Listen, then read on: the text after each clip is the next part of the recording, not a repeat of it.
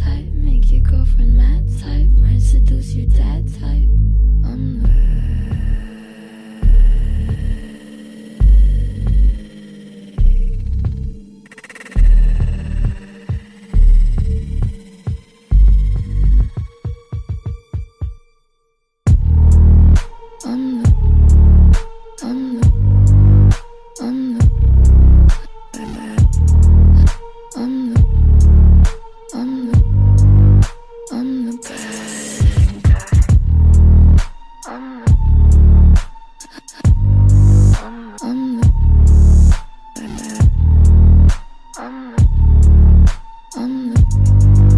I'm the